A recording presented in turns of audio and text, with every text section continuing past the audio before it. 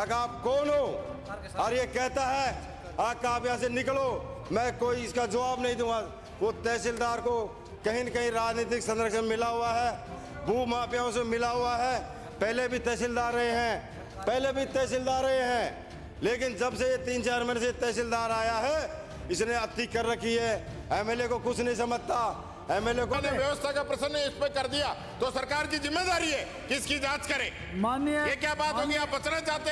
ऐसे बच नहीं सकते, आप बच नहीं सकते। माननीय आपको कार्रवाई करनी चाहिए। नेता प्रतिपक्ष महोदय, हमारे एक ऐसे अधिकारी आ गए जो बिना नोटिस के, बिना सूचना के, बिना कोई उसके कम से कम 4 से 5 कार्रवाई कर चुके। ओदायली गांव में उन्होंने बिना सूचना के, बिना उसके करीबन 4 से 5 मकान तोड़े गए, जिस चीज़ को लेकर मैं आज छोटे 2 साल के बच्चों तक को 151 में बंद रखा। 2 साल के बच्चों तक को भी 151 में बंद रखा। हमारे एक ऐसे अधिकारी आ गए जो बिना नोटिस के, बिना सूचना के, बिना कोई उसके कम से कम 4 से 5 कार्रवाई कर चुके। ओदायली गांव में उन्होंने बिना सूचना के, बिना उसके करीबन 4 से 5 मकान तोड़े गए, जिस चीज़ को लेकर मैं आज छोटे 2 साल के बच्चों तक को 151 में बंद रखा। 2 साल के बच्चों तक को भी 151 में बंद रखा। आका आप कौन हो? और ये कहता है आका आप यहाँ से निकलो, मैं कोई इसका जवाब नहीं दूंगा। वो तहसीलदार को कहीं न कहीं राजनीतिक संरक्षण मिला हुआ है, भू माफियाओं से मिला हुआ है। पहले भी तहसीलदार रहे हैं, लेकिन जब से ये 3-4 महीने से तहसीलदार आया है, इसने अति कर रखी है। एमएलए को कुछ नहीं समझता। एमएलए को मैं निवेदन करूंगा सरकार से कि इसकी जांच कराए और जो दोषी अधिकारी है उसको सस्पेंड करने का काम करे। ये बात मैं कहना चाहूंगा। माननीय व्यवस्था का प्रश्न इस पे कर दिया तो सरकार की जिम्मेदारी है कि इसकी जांच करे। माननीय ये क्या बात होगी? आप बचना चाहते? ऐसे बच नहीं सकते, आप बच नहीं सकते। माननीय आपको कार्रवाई करनी चाहिए। नेता प्रतिपक्ष महोदय, आका आप कौन हो? और ये कहता है आका आप यहाँ से निकलो, मैं कोई इसका जवाब नहीं दूंगा। वो तहसीलदार को कहीं न कहीं राजनीतिक संरक्षण मिला हुआ है, भू माफियाओं से मिला हुआ है। पहले भी तहसीलदार रहे हैं, लेकिन जब से ये 3-4 महीने से तहसीलदार आया है, इसने अति कर रखी है। एमएलए को कुछ नहीं समझता। एमएलए को व्यवस्था का प्रश्न इस पे कर दिया तो सरकार की जिम्मेदारी है कि इसकी जांच करे। माननीय ये क्या बात होगी? आप बचना चाहते? ऐसे बच नहीं सकते, आप बच नहीं सकते। माननीय आपको कार्रवाई करनी चाहिए। नेता प्रतिपक्ष महोदय, हमारे एक ऐसे अधिकारी आ गए जो बिना नोटिस के, बिना सूचना के, बिना कोई उसके कम से कम 4 से 5 कार्रवाई कर चुके। ओदायली गांव में उन्होंने बिना सूचना के, बिना उसके करीबन 4 से 5 मकान तोड़े गए, जिस चीज़ को लेकर मैं आज छोटे 2 साल के बच्चों तक को 151 में बंद रखा। 2 साल के बच्चों तक को भी 151 में बंद रखा। का मौका दिया। संवैधानिक पद पर आसीन राज्यपाल महोदय ने विधानसभा में जो भाजपा सरकार का गुणगान किया वो पारंपरिक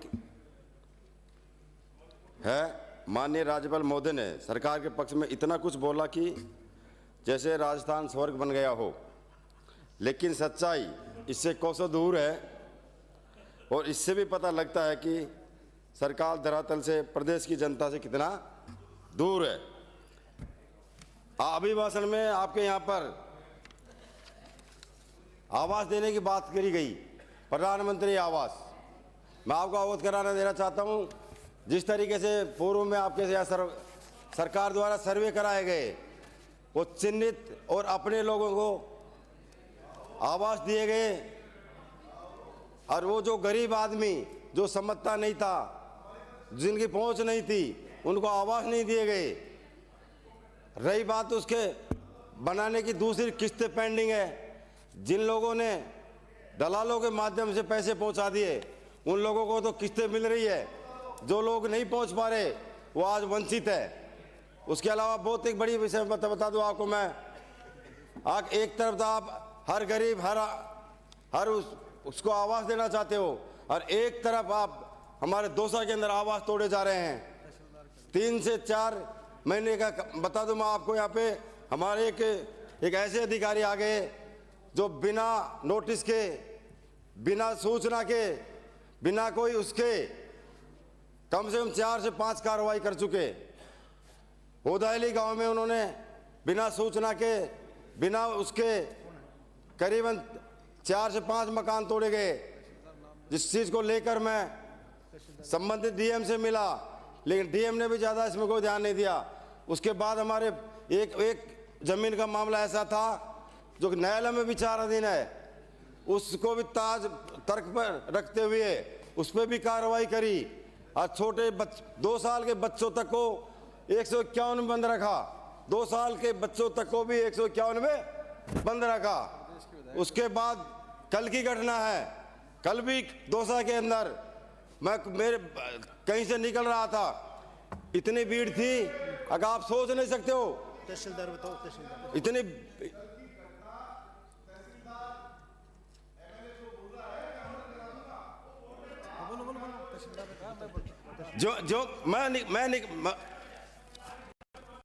ये इनको प्रक्रिया कानून समझाओगे। एक माननीय सदस्य अपनी बात कह रहे तो बीच में नहीं बोले, इनको समझाओ थोड़े। मैं जो ही कल बाजार की तरफ निकल रहा था, काफी संख्या में पुलिस थी, काफी संख्या में भीड़ थी। तहसीलदार बताओ, 2 जेसीबी लगी हुई थी। मैं भीड़ को देख के रुका, मैं वहां जाके पूछा, भाई ये क्या तोड़ रहे हैं? बोले साहब मक्के और मकान तोड़ रहे हैं। मैं फिर अंदर गया, वो बच्चे चिल्ला रहे हैं, औरतें चिल्ला रही है। मैंने संबंधित अधिकारी का नाम पूछा, उसके अंदर तहसीलदार पाया गया। मैंने तहसीलदार से बात करने की कोशिश करी, भाई किस नियम के तहत, किस कानून के तहत आप मेरे को ये बताओ, अगर आप ये गरीबों के मकान तोड़ रहे हो। उस तहसीलदार ने अपने आप को मालिक बताया। अगर मैं दौसा की जमीनों का मालिक हूं, मैं कुछ भी कर सकता हूं। आप कौन होते हो? आप कौन होते हो? आज के इस युग में जब इस सदन का मैं सदस्य हूं, वो सदस्य कोई भी हो सकता है। सरकार बदलती रहेगी, आती रहेगी, जाती रहेगी, लेकिन उसमें सदस्य कोई भी हो सकता है। वो तहसीलदार एमएलए से ऐसे पूछता है, अगर आप कौन हो, और ये कहता है आप यहाँ से निकलो, मैं कोई इसका जवाब नहीं दूंगा। वो तहसीलदार को कहीं न कहीं राजनीतिक संरक्षण मिला हुआ है, भू माफियाओं से मिला हुआ है। पहले भी तहसीलदार रहे हैं, लेकिन जब से ये 3-4 महीने से तहसीलदार आया है, इसने अति कर रखी है। एमएलए को कुछ नहीं समझता, एमएलए को यहाँ से निकलने की बात करता है, एमएलए को पुलिस की धमकी देता है। लेकिन मैं बता दूं साहब, ऐसे अधिकारियों पे आप कार्रवाई करें। मैं सदन में बात करना चाहता हूं, ऐसे अधिकारियों पर आप कार्रवाई करें, नहीं तो आप जब तक ऐसे अधिकारियों पे कार्रवाई नहीं करेंगे, तब भ्रष्टाचारी आदमी है। इसके पहले भी जहाँ भी रहा, इसके मैंने काफ़ी पता किया है, उसमें काफ़ी चीज़ें निकलते आई है। साथियों, मैं इसके बारे में और आपसे बात बताना चाहता हूँ, इसको बर्खास्त करें। माननीय सभापति जी, मेरा व्यवस्था का प्रश्न है, अगर किसी जनप्रतिनिधि के साथ इस प्रकार का व्यवहार अगर किसी अधिकारी के द्वारा किया गया है तो ये बहुत ही निंदनीय है। इस पे कठोर कार्रवाई होनी चाहिए। मैं सरकार के मंत्री यहाँ पे, संसदीय मंत्री जी यहाँ पे मौजूद है, मैं निवेदन करूंगा सरकार से कि इसकी जांच कराए और जो दोषी अधिकारी है उसको सस्पेंड करने का काम करे। ये बात मैं कहना चाहूंगा। माननीय सदस्य सभापति महोदय, मेरा पहले तो संसदीय परंपराओं में जब एक माननीय विधायक अपनी बात कह रहा होता है तो बीच में खड़े होकर बोलना पूर्ण रूप से असंसदीय है, और असंसदीय कार्य हमारे प्रतिपक्ष के नेता कर रहे हैं, इसलिए उनको कंडेम किया जाए। दूसरी बात ये है, दोनों बातों की बात, दूसरी बात ये, मैं बात कह रहा हूँ, बीच में खड़े होकर नहीं बोलते, बिराजो। हाँ, पहले बिराजो, आपको इजाजत नहीं मिली। दूसरी ये है, आप भी तो बोल रहे हो, इजाजत लेके बोल रहे हैं। बोलिए मंत्री, इजाजत लेके बोल रहा हूँ। नेशा रखो और बोलने की सभ्यता सीखो। अरे बिराजो, अपर तो लारे भाई काम है, कोई काम को नहीं। दूसरा मेरा निवेदन ये है कि जिस विषय को जब तक विधिवत नहीं उठाया जाए तब तक इसका संज्ञान कैसे लिया जा सकता है। आप ये विषय को रखेंगे, माननीय सदस्य या कोई भी सदस्य रखेंगे, सरकार इसमें कभी है।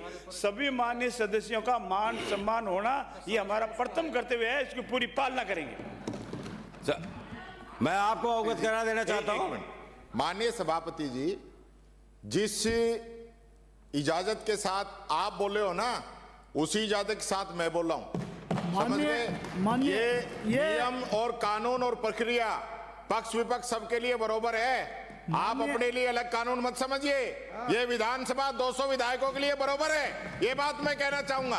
और माननीय सदस्य ने यहाँ पे बात उठा दी, और जब मैंने व्यवस्था का प्रश्न इस पे कर दिया तो सरकार की जिम्मेदारी है कि इसकी जांच करे। माननीय ये क्या बात होगी? आप बचना चाहते?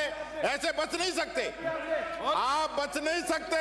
माननीय आपको कार्रवाई करनी चाहिए। नेता ये प्रतिपक्ष कोई- महोदय, माननीय नेता प्रतिपक्ष महोदय, आपने कहा है कि भाई नियम के अनुसार वो जो इसकी शिकायत करेंगे तो कार्रवाई होगी।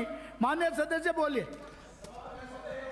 बार बार नहीं हो गया आपका। देखो, मैं नेताजी आपको ने अवगत बता करा दिया। देना चाहता हूं, इस जो संबंधित जो भी अधिकारी है वो उसको कहीं न कहीं मैं देखो, मैं बार बार जिक्र कर रहा हूं, वो उसको निलंबित किया जावे। वो सरकार के इशारे पे काम कर रहा है, मेरे को लग रहा है इस बातों के लिए। ऐसे अधिकारी आज तक नहीं देखे हमने बहुत कार्यकाल देखे हैं साथियों। उसके अलावा मैं एक बहुत गंभीर विषय हो रहा है, हमारे यूआईटी आपने दी है, उसका मैं स्वागत करता हूं, आप लोगों को धन्यवाद देता हूं मैं उसके लिए। लेकिन विडंबना हो रहा है, आप ताले बजा रहे हो मंत्री जी, विडंबना हो रहा है। मैं बता दूं आपको, मैं अब काम भी नहीं चला, उसका काम भी नहीं चला। आपके अधिकारी, आपके कर्मचारी यूआईटी के नाम पर वहां पे लूट खसोट कर रहे हैं, वसूली कर रहे हैं। वो आज जब तक दौसा में विस्तारित एरिया था, यूआईटी आ जाइए, कई कॉलोनाइजर थे पुराने जो स्कीम काट गए, वो चले गए। वो गरीब व्यक्ति, जो ऐसा ही व्यक्ति जो थे, कहीं से भी थे, वो आपके भरतपुर साइड के बहुत ज्यादा सीएम साहब के एरिया के भी हैं, मैडम साहब आपके एरिया के भी बहुत ज्यादा हमारे उधर। उन लोगों को चिन्हित कर करके वसूली की जा रही है, वो उनको मकान नहीं बनने दिए जा रहे, जबकि यूआईटी की तरफ से कोई आदेश नहीं है काम रोकने के। लेकिन वहाँ के जो कर्मचारी, पटवारी, ये तहसीलदार भी उन्हें मिला हुआ है, इसने टीम छोड़ रखी है, जाओ मकान रोको, और जहाँ माल आ गया वहाँ, जहाँ पे माल आ गया वहाँ पे काम चालू हो जाएगा। उसके अलावा मेरा काफी समय ले लिया, मैं 2 मिनट के लिए और बात करूंगा, आप थोड़ी सी आपके लिए। आपके अभिभाषण में बिंदु संख्या 136-40 पर भी खूब बातें हुई रोडों को लेकर। 5 साल के रोड एक बार में दे दिए, लेकिन मेरे को लगता नहीं है। आपने भी वादे करके आए थे, आप गए थे, प्रेमचंद जी तो हमारे प्रभारी थे वहां पे, आपने वादे करके आए थे हमारे वहां के। आपके पीडब्ल्यूडी मंत्री मैडम भी गई थी चुनाव में, आपने वादे करके आए थे, अगर आप डुगरावता से लवान का रोड हम बना के देंगे आपको मैं बता दूं आपको, हरियाणा से डुगरावता हुआ है, लवान बना के देंगे आपको, NH21 से नांगलबेट से चांदराना बना के देंगे आपको।